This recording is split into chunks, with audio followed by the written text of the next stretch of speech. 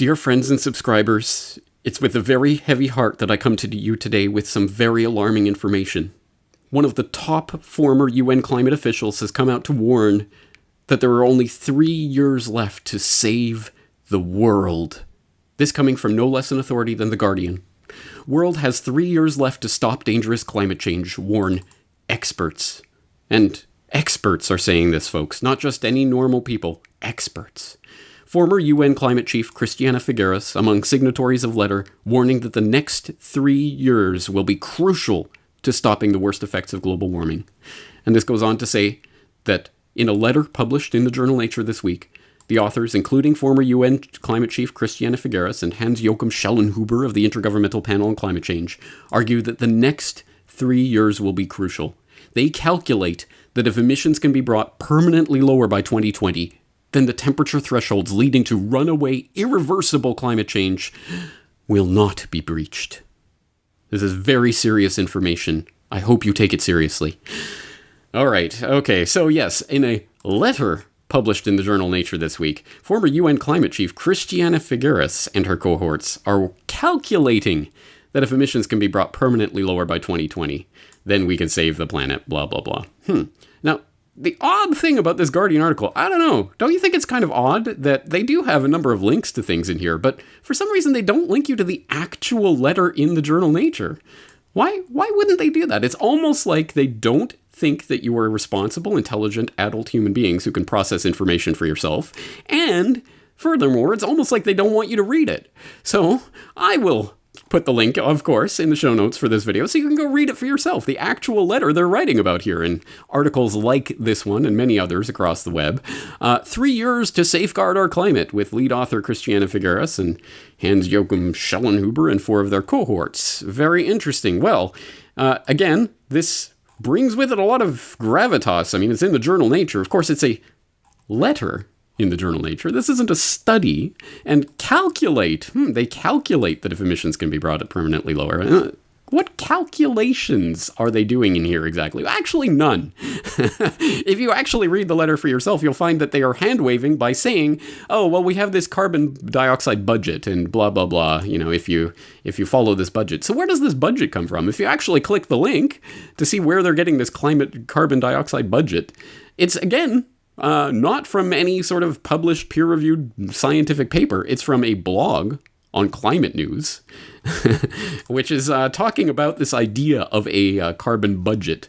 How much carbon dioxide do we have left before we hit this magical 2 degrees Celsius of global temperature rise by the year 2100, which is a number with so many problems with this ridiculous idea, this completely unverified, unscientific, unverifiable assertion that we have the global thermostat of carbon dioxide emissions, and we can dial it up or down by tenths of a degree Celsius, depending how much carbon dioxide we emit. Complete nonsense. But anyway, using that as a basis, they calculated that there's some carbon budget. How much carbon dioxide can we release?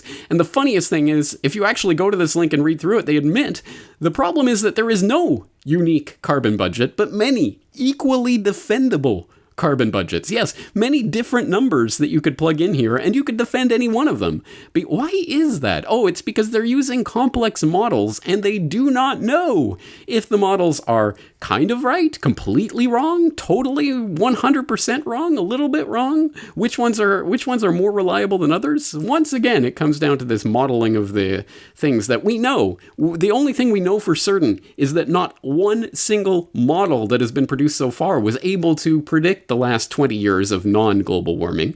But here we are, and now these models are telling us that there are many, many different numbers that we could throw into this imaginary carbon budget, and they're all equally defendable. But they just choose one of them in this article, and they just give you that link as if, oh, okay, here's a link. And knowing that not many people actually click it and actually read into it. So this is the level of what this has all been reduced to. 3 years to safeguard our climate. Yeah, okay, 2020 is this. Yeah, that's the magic number. And if we don't do it by then, I guess, kiss your kids goodbye and the Earth is done.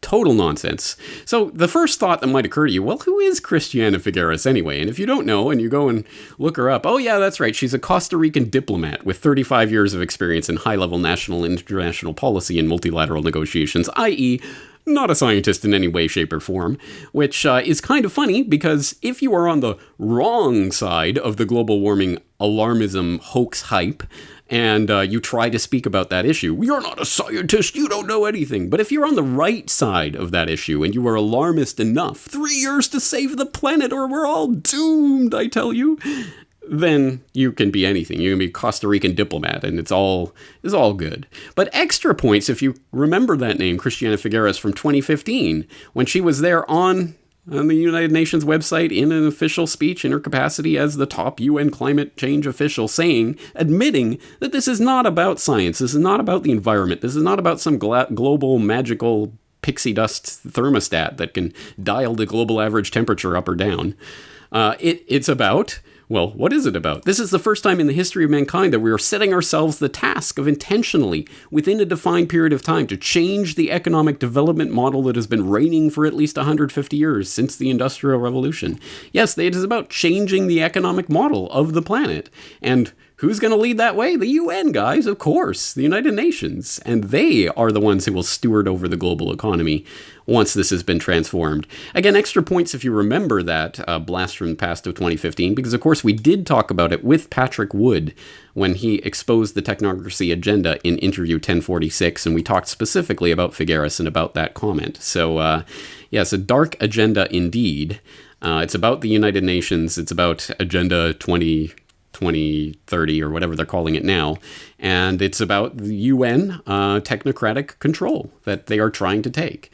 And that's what this is ultimately about. It has nothing to do with some scientific calculation that we have until the year 2020, blah, blah, blah. But if you have that little tingling sensation in the back of your head, I think I've heard something like this before. Well, again, give yourself a prize because you're paying attention. I will direct you to this beautiful, wonderful 3-minute video from Tony Heller. It's absolutely perfect.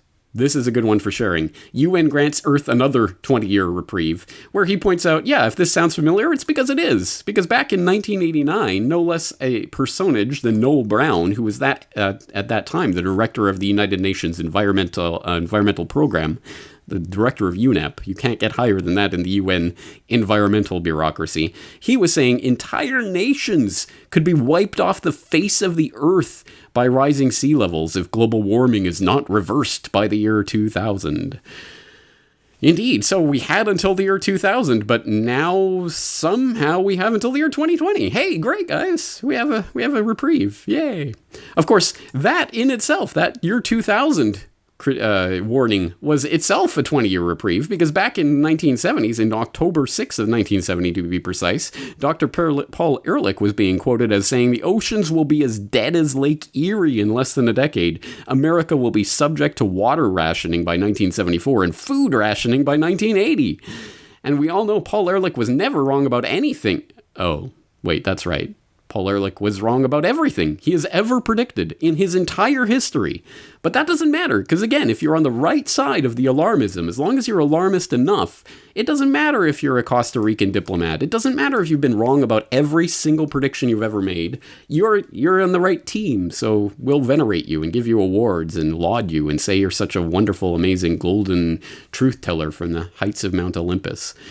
Total, utter hogwash and nonsense. 1980 to save the Earth, 2000 to save the Earth, 2020 to save the Earth.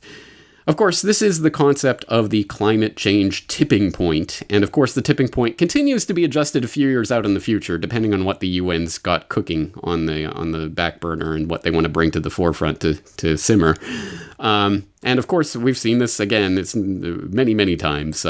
For example, the railroad engineer who went on to become the chairman of the Intergovernmental Panel on Climate Change, Rajendra Pachauri, who is now the man whose name shall not be mentioned because of his transgressions while in office. I'll let you startpage.com that one if you don't know that story. But anyway, back in 2007, he was saying if there's no action before 2012, that's too late. What we do in the next 2 or 3 years will determine our future. This is the defining moment. So again, we have until 2012. Oh, wait, no. Did I say 2012? I meant 2020. Oh, I kind of missed 8 years there. But this time, guys, it's totally serious. It's super serial, guys. Man Bear Pig is coming in 3 years, I swear. But that's not all. Remember when then UK Prime Minister Gordon Brown, that scientific authority, proclaimed that we had 50 days to save the world back on in October of 2009. Of course, he was referring to the Copenhagen Conference of the Parties, the COP15, taking place in Copenhagen in 2009, and saying if there wasn't a deal reached then and there in Copenhagen in December 2009, the world was doomed. There is no plan B, he said. Well, there you go. I guess the world is already doomed because, of course, Copenhagen was a flop, if you'll recall. So, and no significant agreement of any kind was reached there. So, odd. I guess there is no plan B. The world is already doomed. But we have another 3 years.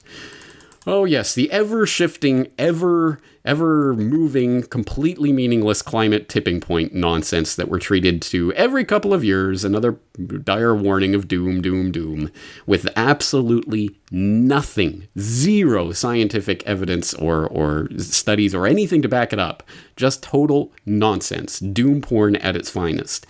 But it works so often and it works so well, but it's the boy that cried wolf. And if you read my recent newsletter on the climate hoax tipping point, you might know about that people are tuning out of this doomsayer mode in record numbers, and more people are stopping believing this nonsense hype every time they hear it. And that is the real tipping point that's going on here. So I'll commend that article to your attention if you haven't seen it yet. But finally, wow, I don't even know how to bring this to your attention.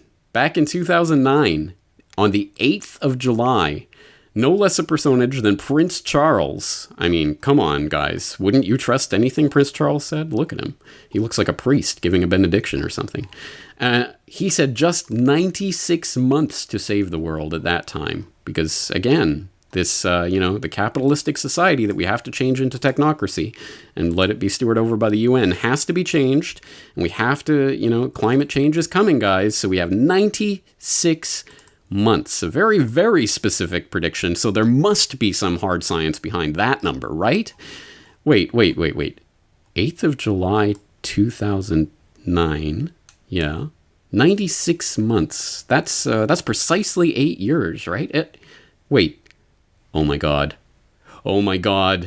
It's the 4th of July, 2017. That means we have 4 days left. 4 days left to save the Earth. Oh no.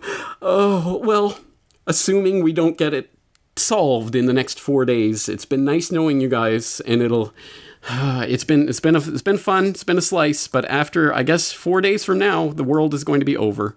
Regardless of what other predictions may have been made in the meantime, I trust Prince Charles more than anyone. So I think 8th of July, 2017 will be the official end of the world. And there it is. It's science, guys. I mean, no links of any sort, no calculations of any sort, no reason whatsoever for 96 months, but just trust him. Wouldn't you trust a face like that? James Corbett, CorbettReport.com.